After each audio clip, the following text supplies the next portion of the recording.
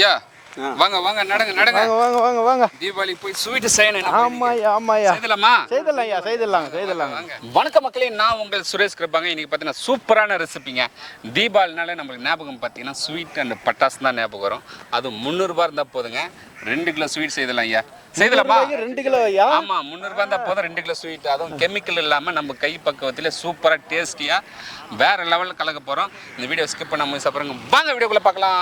இந்த மைசூர் பாக்கு செய்யறதுக்கு பார்த்தீங்கன்னா வெறும் 5 பொருள் தாங்க.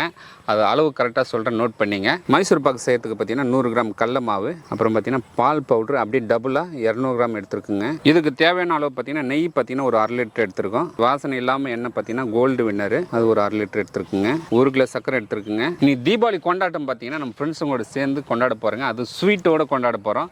அது மைசூர் பாக்கு ஈஸியாக சிம்பிளாக செய்ய போகிறோங்க. அது ஃபஸ்ட்டு என்ன பண்ணணும் பார்த்தீங்கன்னா நெய்யும் எண்ணெயும் நல்லா உருக்கி எடுக்கணும். ஐயா உருக்கி எடுத்துலாமா? வாங்க வாங்க வாங்க. ஓகே, நெய் சேர்த்துடலாம். வாசனை இல்லாத எண்ணெய் சன்ஃப்ளவர் ஆயில் எடுத்துக்கலாம்.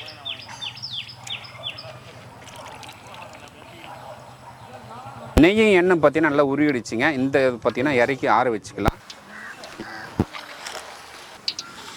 அண்ணா, நெய் எண்ணெய் சூடு பண்ணி ஒரு பக்குவமா ஆற வச்சாச்சு, ஒரு ஓரமா இருக்கு. அடுத்து என்ன ப்ராசஸ் பார்த்தீங்கன்னா கடல மாவு வந்து வறுபடணும். கடாயை வச்சு வறுத்து எடுத்துடலாம். 100 கிராம் கடல மாவு வறுத்து எடுத்துடலாங்க.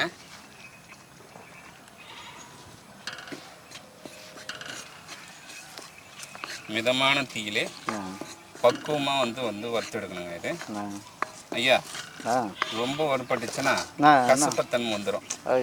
சரியா? அதனால பக்குவமாக வந்து வறுத்து எடுக்கணும். பாருங்கள், கடல மாவு நல்ல பக்குவமாக வறுபட்டுச்சுங்க. இது என்ன பண்ணலாம், எடுத்து ஆற வச்சு ஜலிச்சு எடுக்கணுங்க. சூப்பராக வாசனை அப்படியே கமக்கிறான். அடடா,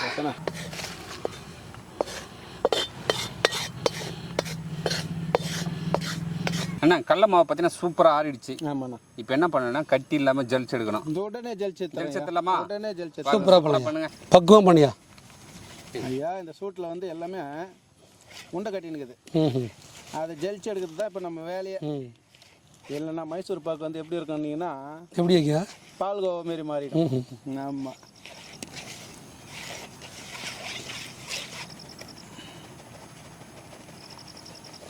போடுங்க. போட்டவா? போட்டுருங்க. ஓகே ஓகே, மொத்தம் ஜலிங்க. பாருங்க, பக்குவமாக அண்ணங்க பார்த்தீங்கன்னா சூப்பராக ஜலிச்சு எடுத்துட்டாங்க. கட்டி இல்லாமல் ஜலிச்சு எடுத்தாச்சு. கடலை மாவு வறுத்து நல்லா ஜலிச்சு வச்சுருக்குங்க. அடுத்தது பார்த்தீங்கன்னா பால் பவுட்ரு, இது ரெண்டுத்தையும் மிக்ஸ் பண்ணி நெய்யும் எண்ணெயும் நல்லா சூடு பண்ணி வச்சுருக்கோம். பார்த்தீங்கன்னா அதில் ஒரு பாதி எடுத்து வச்சுருக்கோம். மிக்சிங்கில் பாதியும், அடுத்தது ஸ்வீட் செய்யும்போது பாதியும் சேர்க்க போகிறோம். இப்போ வந்து கடலை மாவு வறுத்து கடலை மாவு சேர்த்துருவோம். அடுத்தது பால் பவுட்ரு ஒரு 200 கிராம் சேர்த்துலாங்க. சேர்த்துடலாம். நெய் சேர்த்துக்கலாங்க. மிக்ஸ் பண்ணி அப்படியே சேர்த்துட்டே இருக்கலாம். கட்டி இல்லாமல் மிக்ஸ் பண்ணணும்.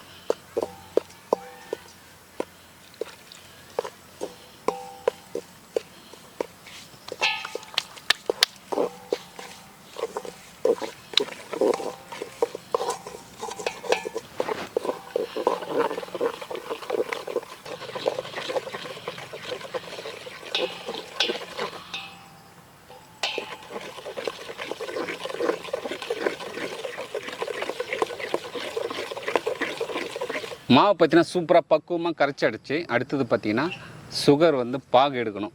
எடுத்துலாமாண்ணா? அதுதான் பக்குவமாக எடுக்கணும். இல்லைன்னு வச்சிங்களேன் நம்மளுக்கு ஜாம் மாதிரி ஆகிடும். எது மைசூர் பாக்கு ஜாம் மாதிரி ஆகிடும். அது பக்குவமாக எடுக்கணுங்க. அளவு சொல்கிறவாங்க. சர்க்கரை அளவு பார்த்தீங்கன்னா இதில் 2 எடுத்துருக்குங்க. 2க்கு 1 எடுக்கணும் தண்ணி. இப்போ வந்து சர்க்கரை வந்து பாகு எடுத்துடலாம். ஓகே, சர்க்கரை பாகு எடுத்துடலாண்ணா. எடுத்துருப்பா. தண்ணி கொதிக்குது, சர்க்கரை சேர்த்துடலாம்.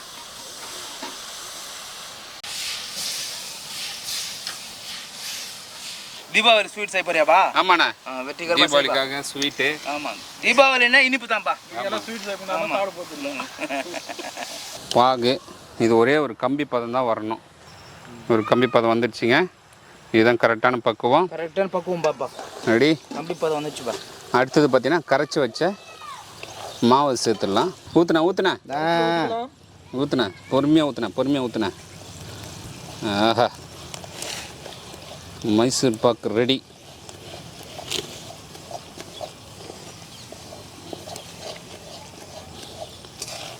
மிதமான தீயிலே பார்த்தீங்கன்னா பொறுமையாக கலர் விடணுங்க. அப்போ தான் வந்து நல்லா பக்குவமாக கிடைக்கும் நம்மளுக்கு ஸ்வீட்டு.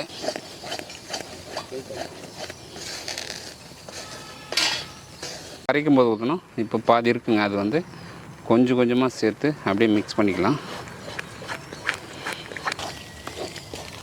இப்போ பார்த்தீங்கன்னா ஒரு கேக் பேன் எடுத்துருக்குங்க. இதில் பார்த்தீங்கன்னா நெய் தடவி வச்சுருக்கோம்.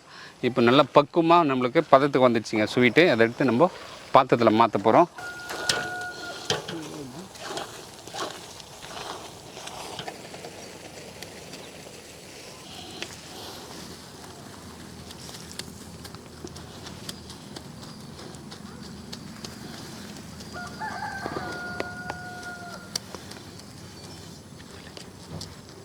ஐயா இது பார்த்தீங்கன்னா ஒரு 1 hour அப்படியே ஆறணுங்க. ரைட் ஐயா. எல்லாம் ஃப்ரெண்ட்ஸுங்க பார்த்தீங்கன்னா அவளோட அப்படியே கூட்டமாக கூடி வந்துட்டாங்க. லாஸ்ட்டாக ஒரு ட்வீட்ஸ் வைக்க போகிறேன். என்னென்னா ஸ்வீட் ஆறின பிறகு ஒரு 1 hour பார்த்து தான் சாப்பிட முடியும். இவங்களுக்கெல்லாம் சொல்லவே இல்லை. சொல்லியிருந்தா நீங்கள் வந்து ஆமாண்ணா நீங்கள் சொல்லியிருந்தா வந்திருப்பீங்களா? ஆனால் போக 1 hourலாம் வெயிட் பண்ண முடியாது. அதனால் 1 hour ஆறின பிறகு தீபாவளி நல்லா சிறப்பாக கொண்டாடிடலாமா ஐயா? ஓகே ஐயா, 1 hour வெயிட் பண்ணலாம். நம்ம ஆற வச்சு ஒரு 10 நிமிஷம் ஆகுதுங்க. இப்போ இந்த சூட்லேயே வந்து நம்ம கட்டிங் போட்டுடலாம். கடையில் என்ன சைஸ் வருமோ அதே சைஸில் போட போகிறோம்.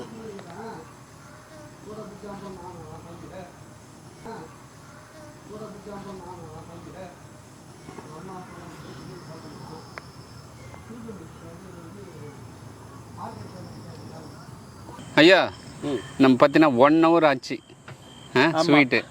அப்போ லைட்டாக சூடாக இருக்கிறான். இருந்தாலும் எடுத்துருவோமா? அவளோடு இருக்கேன் சாப்பிட்றதுக்கு. தீபாவளி ஆமாம் 2 hour வெயிட் பண்ணுறேன். சமையல்லாம் பண்ணுறதெல்லாம் சேர்த்து சொல்கிறார் ஐயா. ஓகே அப்படியே கவுத்துருவோம். ஐயா கவுத்தலாமா?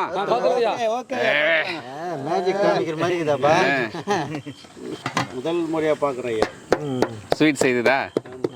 செய்கிறது முதல் முறையாக பார்க்குறேன்.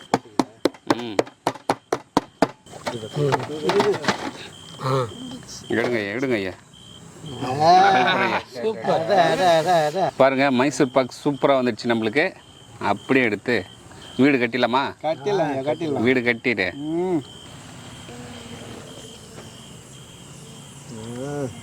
நல்லா மேஸ்திரியா பிறக்க வேண்டிய ஆளுங்க ஐயா. நம்ம ஃபைனலாக வச்சிடலாமா? வச்சிடலாம் ஐயா. டிசம்பருக்குலாம் வீடு தாங்கம்மா? கண்டிப்பாக தாங்க. மழை ஆச்சு சொல்கிறேன் டிசம்பரில். ஓகே சூப்பராக வந்து ஸ்வீட் செய்து முடிச்சாச்சு. ஆமாம். அடுத்தது ஃப்ரெண்ட்ஸுங்களோட சேர்ந்து தீபாவளி கொண்டாட போகிறோம். ஸ்வீட்டோடு கொண்டாட போகிறோம். குட்டி பசங்களுக்கு ஃபஸ்ட்டு வந்து குட்டி பசங்களுக்கு கொடுத்துலாமா? ஆகட்டு காத்துனுக்குறாங்க ரொம்ப நேரமா. அப்படியே சாப்பிடுந்தா கையில் பிடிச்சிக்க. எப்படி இருக்கு டேஸ்ட்டு? ஸ்வீட்டடு தீபாவளி கொண்டாடு. ரெடி சொல்லு.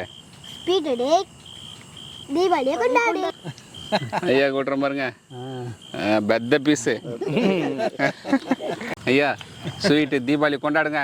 இந்த அப்படிங்க சாப்பிடுங்க என்ஜாய் பண்ணுங்க. எப்படி இருக்குன்னு பார்த்துட்டு சொல்லுங்க. வாவ் எப்படின்னா ஸ்வீட்டு வேற லெவல். சூப்பர் எப்படி இருக்குன்னு சொல்லுங்க. ஸ்வீட்டு மைசூர் பாக்கு ஐயா ஆகட்டுங்க ஐயா. சின்ன வயசுலேருந்து நேராக போய் மைசூர் பாக்கு தான் நிற்போம். அப்படிங்களா? ஆமாம். இந்தாங்க ஐயா சாப்பிடுங்க ஐயா. ஓ எப்படி இருக்கு ஐயா டேஸ்ட்டு? அப்படியே நைஸாக இருக்குது. எப்படி இருக்குங்க டேஸ்ட்டு? வேற லெவலில். தீபாவளி ஸ்வீட் பார்த்தீங்கன்னா மைசூர் பாக்கு செய்துங்க வேற லெவல் இருந்து. ஐயா எப்படி இருந்தது டேஸ்ட்டு? நைஸாக ரொம்ப சூப்பராக செம டேஸ்ட்டு வேற லெவல். அப்படியே பார்த்தீங்கன்னா வேற லெவல்னு சொல்லிட்டாங்க. அப்படியே நாக்கில் சுவை பார்த்தீங்கன்னா நடனம் ஆடிடுச்சு அப்படியே எல்லாருக்குமே. இதே போல் சிம்பிளாக வீட்டில் ட்ரை பண்ணி பாருங்கள். வேறு லெவல் இருக்குங்க. நம்ம 300 ரூபாயில் 2 கிலோ செய்தோம். 300 ரூபாயில் பார்த்தீங்கன்னா 2 கிலோ ஸ்வீட் வந்தது. அதே கடையில் பார்த்தீங்கன்னா கிட்டத்தட்ட எப்படி பார்த்தாலும் 700 ரூபா 750 ரூபா கிட்ட வந்திருக்கும். கரெக்டாக ஐயா? அது பாதி நம்மளுக்கு லாபம் மிச்சமாகுது.